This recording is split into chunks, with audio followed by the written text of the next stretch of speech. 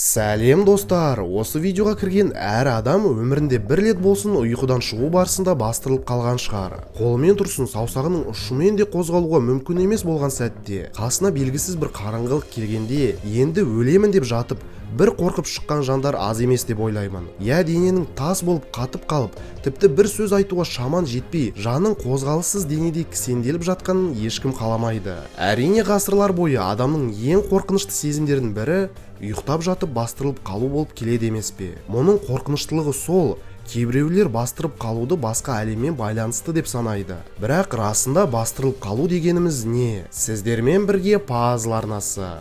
Бүгін біз адамның бастырылып қалуы жайында айтатын боламыз.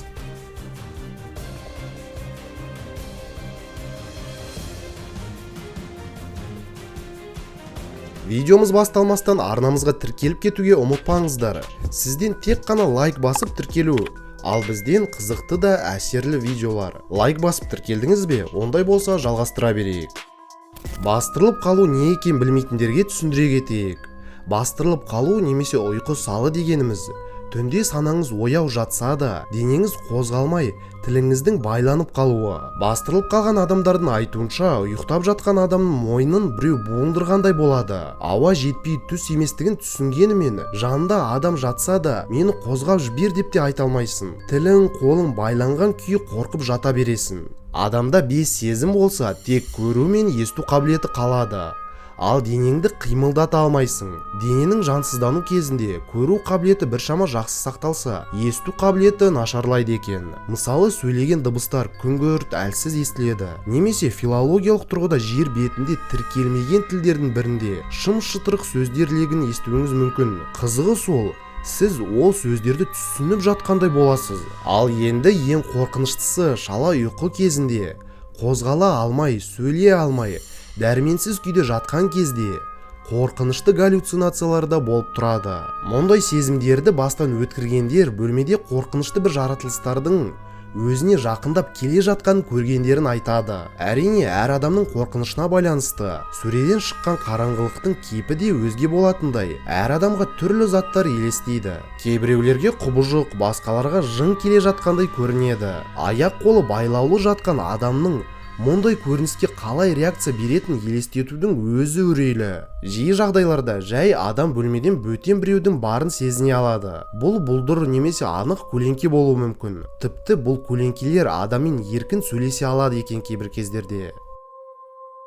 Бұл галлюцинациялар адамның ішкі қорқынышымен қоректенеді, және ол адамға одан ары қорқынышты болып келеді. Сонымен қатар ең кең таралған нұсқасы біреудің сізді буындырып жатқанын, кеуде бөлігін қысып жатқанын сезіну. Дегенмен бұл бар болғаны қорқынышпен қоректенетін адамның санасын басқарып отырған галлюцинациялар. Паникалық шабуыл кезінде галлюцинациялар пайда болады. Яғни біздің миымыз қорыққанымызды растау үшін түрлі образдарды құрастырады. Өйткені миымыз себепсіз қорқуды қабылдай алмайды. Сондықтан бізге түрлі құбыжықтар бастырылып қалу кезінде елестейді. Бұл күйден шығуға әдетте сырттан болмашы тітіркендіру жеткілікті. Біреудің түртіп жіберіп оятуы, кәдімгі қозғап оятқаны бұл қорқыныштың тоқтатуына себепші болады. Кейде кәдімгі тарс еткен қатты дыбыс та жеткілікті.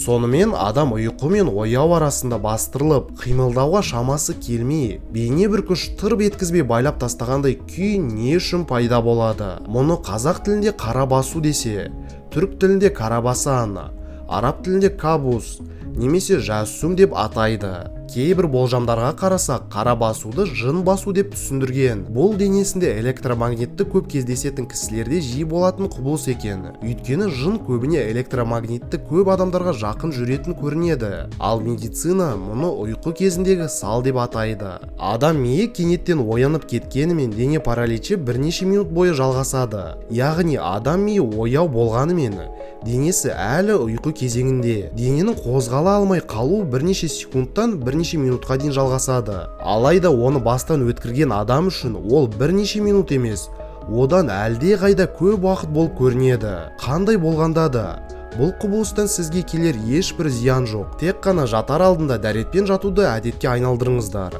Сосын ұйқыға кетпес бұрын аятыл күрсиді және фалақ пен нас сүрелерін оқуды ұмытпаған жөн. Және негізіне төсекке жатарда оң жағыңызбен жатқан дұрыс. Өйткені сол жақта ұйықтаудың көптеген зиян тұстары бар. Ол жайында біздің арнамызда жеке видеомыз бар. Осы бейне соңында шығатын сілтемеден өтіп, немесе пікір алаңдағы бірінші сілтемеден өтіп қарап кетіңіздер. Ал сізде ұйқы параличі, яғни бастырылып қалу болды ма?